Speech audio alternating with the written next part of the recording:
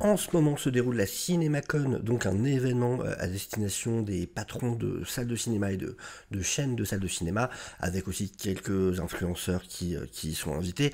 Et donc on a déjà eu les conférences de Sony et de Warner Bros, enfin Warner Discovery. Il faut savoir que voilà, donc ce sont vraiment les patrons de studios qui se rendent sur place et chaque jour il y a des présentations par des studios, plus aussi des voilà, différents événements, il y a des conférences sur certains sujets du coup pour les professionnels et des projections de films aussi, par exemple The Flash qui est diffusé donc ce mardi à cette CinemaCon et on va regarder du coup ce qui s'est déjà passé pour l'instant. Alors là c'est une première partie pour cette vidéo CinemaCon, j'en referai une ou deux, on verra selon la quantité de choses à discuter. Mais en tout cas, donc voilà cette première partie dans laquelle on va parler de Sony et de Warner. Donc ce sont les deux studios qui ont déjà fait leur présentation et ça a commencé lundi avec Sony.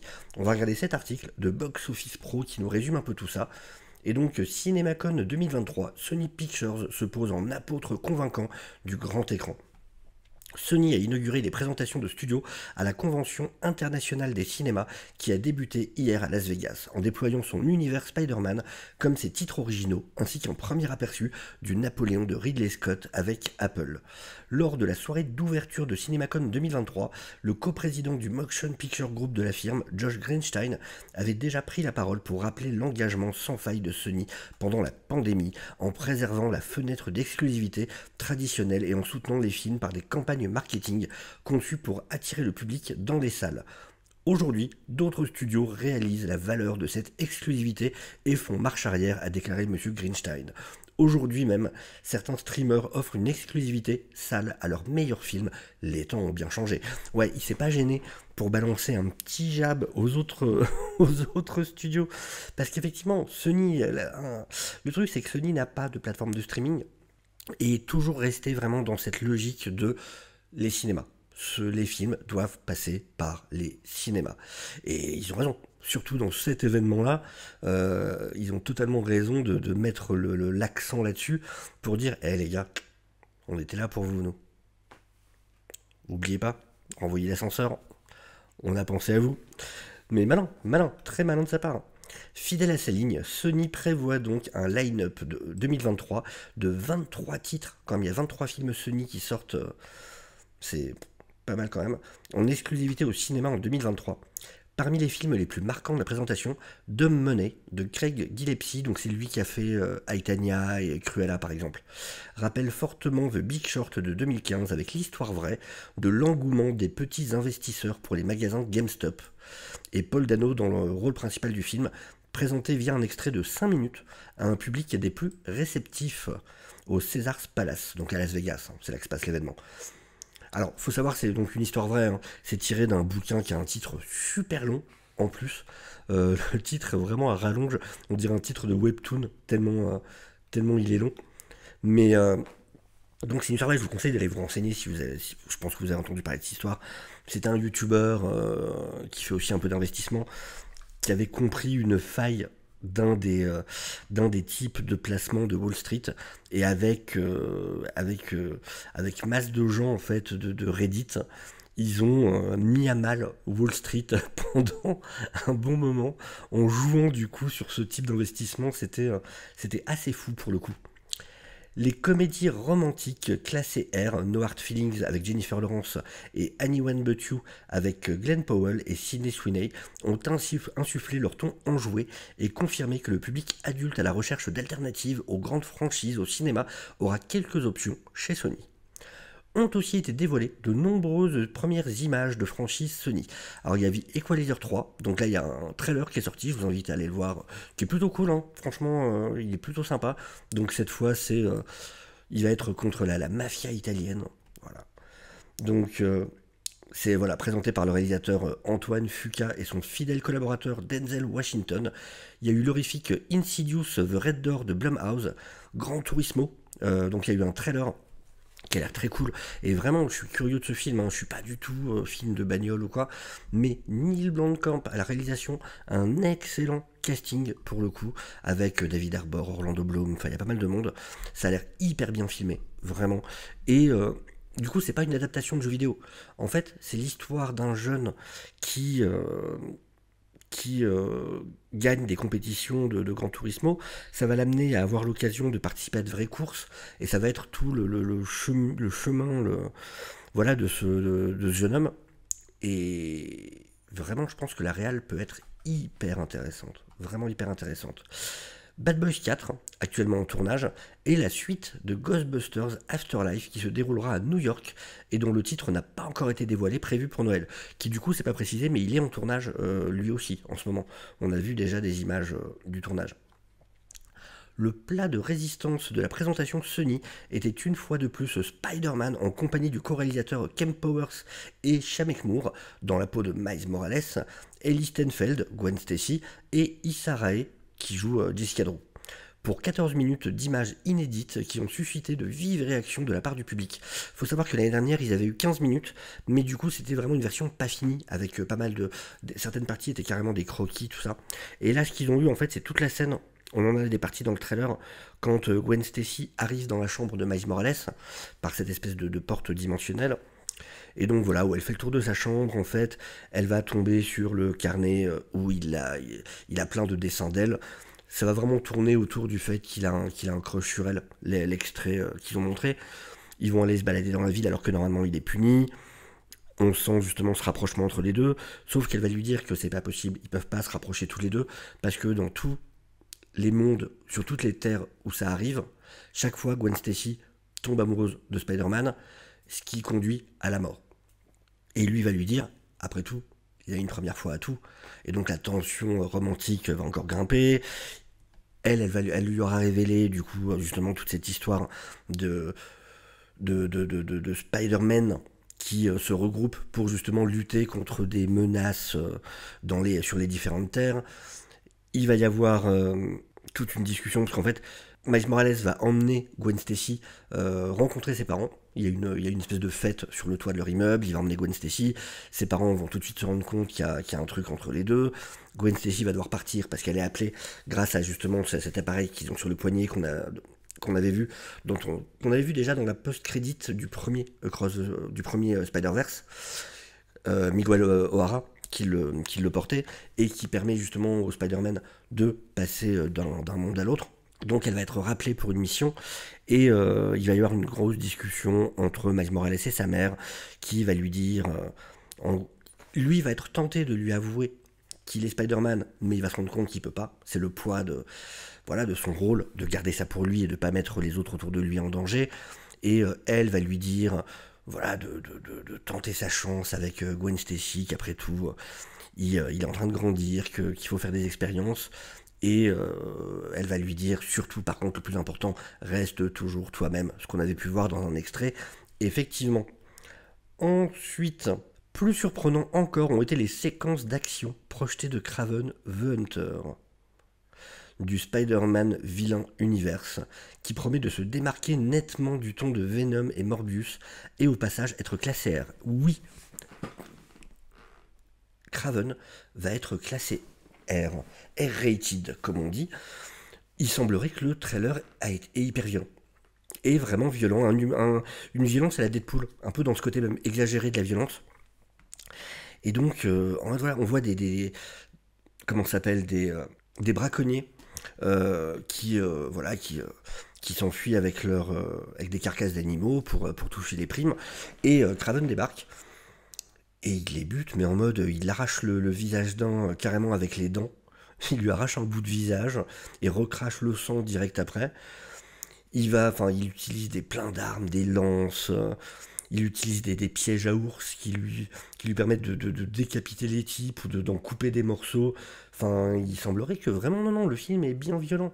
Et il y a même un moment où il va y avoir une référence. Alors, est-ce qu'il va le porter après, ou est-ce que c'est juste un easter egg où on va voir le costume qu'on connaît de Kraven, avec cette tête de lion, ce gilet avec tête de lion et la fourrure sur les côtés. Donc il va le sortir à un moment d'une vieille malle. Est-ce qu'il va le porter ou pas?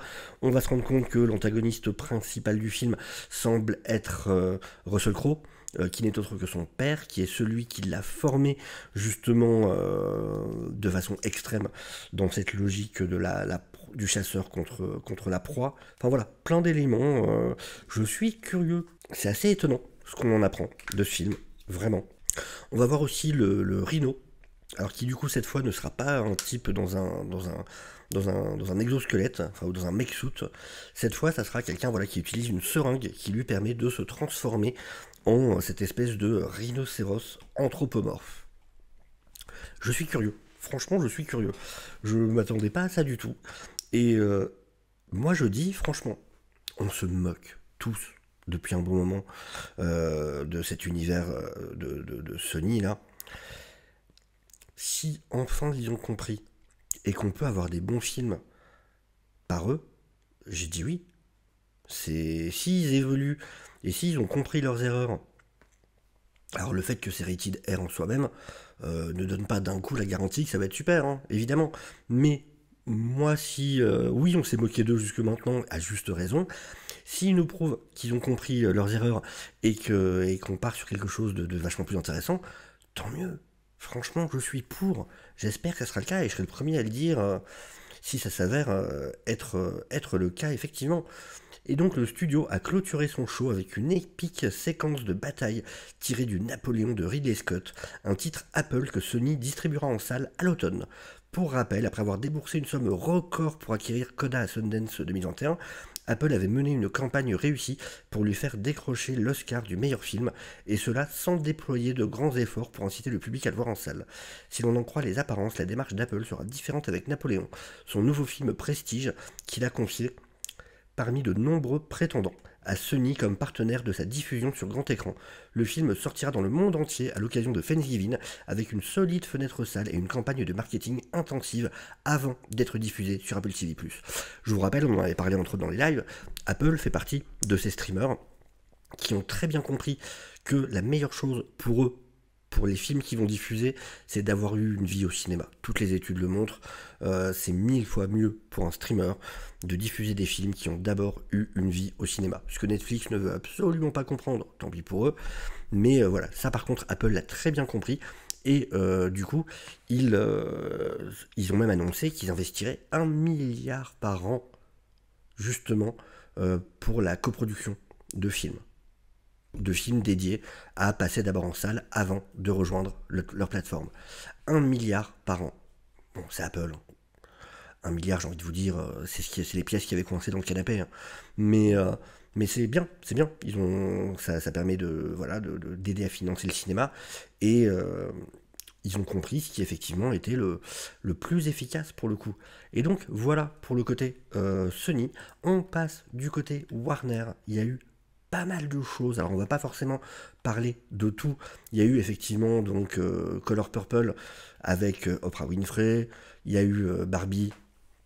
On en a appris un peu plus sur le pitch. Donc en fait, ce qui va se passer, c'est que donc il y a ce monde parfait.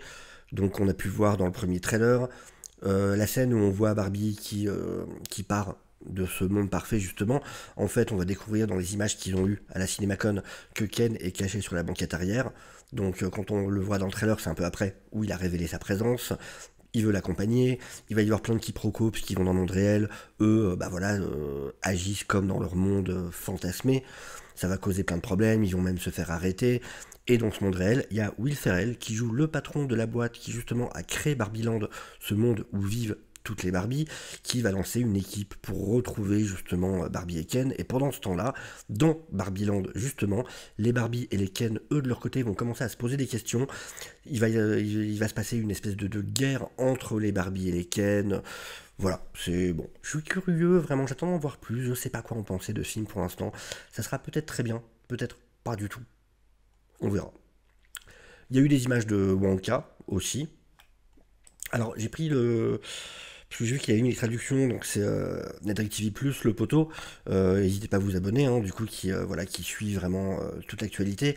Et là j'ai pris parce qu'il avait mis justement les traductions françaises directement. J'ai vu qu'elles étaient plutôt bien faites. Pour Dune 2. Donc ils ont pu voir un trailer. Le film reprend là où s'est terminé Dune Part 1, avec Paul et sa mère trouvant refuge dans la tribu Fremen. On y voit Paul chevauchant un ver des sables, avec Chalamet qui du coup a expliqué que le ver des sables c'était du practical, qu'il avait vraiment construit ce ver des sables. On voit également Paul et Chani se rapprocher, les deux regardant le désert pendant que Paul lui parle de sa planète natale. Et en gros, on le voit qui lui dit, qui essaye de lui faire imaginer l'eau, ce qu'il n'y a pas du coup en quantité comme sur la planète de Paul. Et voilà, en lui disant que c'est à couper le souffle et tout ça. Premier aperçu sur Florence Pugh en princesse Irulan, qui se demande si Paul a survécu ou non à la chute de sa maison. Il y a des combats au couteau assez intenses avec les premières images d'Austin Butler dans le rôle de Fade Rota, qui est complètement rasé, chauve, avec une peau blanche et des yeux noirs. Il paraît qu'il est même limite terrifiant, enfin il y a un côté limite monstrueux dans le film. La bande-annonce se termine par des batailles ressemblant à Gladiator. Paul se tient debout au sommet d'une montagne au-dessus de milliers de figurants, faisant le salut au couteau, comme dans le premier film. Je suis hyper impatient. Il paraît qu'il va y avoir bien plus d'action dans celui-là, que même le côté histoire, c'est bien plus intéressant encore que le premier, que j'ai déjà adoré. Donc ouais, je suis hyper impatient de voir ce deuxième film. Il y a eu aussi le trailer de The Flash, ça je vous invite à regarder, j'ai fait ma vidéo réaction justement sur le trailer, donc je vais pas revenir sur tout. On a appris que ça se passait 30 ans après Batman Returns, donc il semblerait qu'en fait les anciens Batman sont canons du coup à cet univers, au Snyderverse, il semblerait. Ok, je trouve que c'est un choix particulier, j'aurais préféré qu'ils précisent pas de trucs comme ça en fait. Mais donc voilà, on a eu cette affiche officielle qui est très moche, pour le coup. Il y en a une deuxième. Alors ça, ça on l'avait déjà vu, celle-là. Voilà, c'est celle-là. Que je préfère du coup carrément plus cool. Ouais, celle-là, bah, du coup, je suis d'accord avec Johnny Handsome. Effectivement, je trouve que cette affiche est quand même vachement plus sympa. L'autre est un petit peu dégueu, on va pas se mentir. Mais elle correspond au VFX qu'on a vu dans la bande-annonce, qui sont vraiment pas top. Mais heureusement, ça a été précisé que les VFX ne sont pas finis, même si j'ai l'impression que ça fait 28 ans qu'ils tournent ce film en fait. Mais bon. Et enfin, on va parler... Alors il y a eu aussi Blue Beetle, ils ont eu des nouvelles images. Pour le coup, ils ont eu le trailer qu'on a eu, mais avec des images en plus. Entre autres, on a pu voir Jamie Reyes qui teste justement un peu ses pouvoirs, par exemple à un moment qui crée des points géants pour vaincre des adversaires. On peut voir dedans que sa famille est très présente. Entre autres, on voit un moment sa grand-mère avec un Gatling gun, ces espèces d'énormes mitrailleuses à plusieurs canons comme ça qui tournent. Donc voilà, il a été dit par le réalisateur que sa famille sera vraiment impliquée dans l'histoire. D'ailleurs, l'acteur lui-même a dit, en même temps, imaginez essayer de cacher une identité secrète à une mère latino. Et le réal a expliqué que chacun des membres de la famille aurait un arc, certains humoristiques, certains beaucoup moins. Maintenant, de l'humour dans un film Blue Beetle, c'est pas un truc qui me choque, c'est un film Blue Beetle. C'est assez logique. Voilà, j'espère juste que ça sera un humour réussi.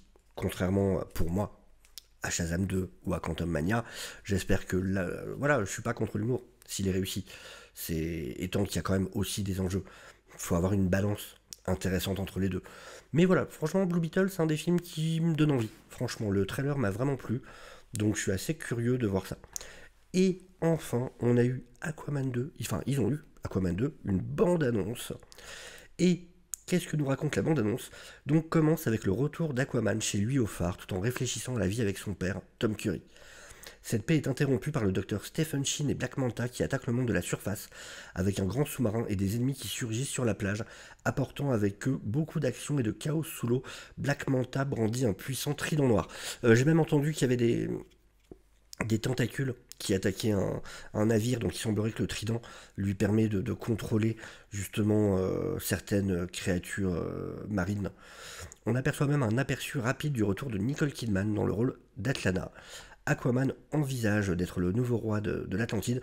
En fait, il se pose des questions. Il réfléchit sur le fait d'être roi d'Atlantide et il va dire à son père, je suis censé être un roi, je suis censé rapprocher la terre et la mer, mais maintenant je sens que la marée change, ou je sens que le courant change de direction.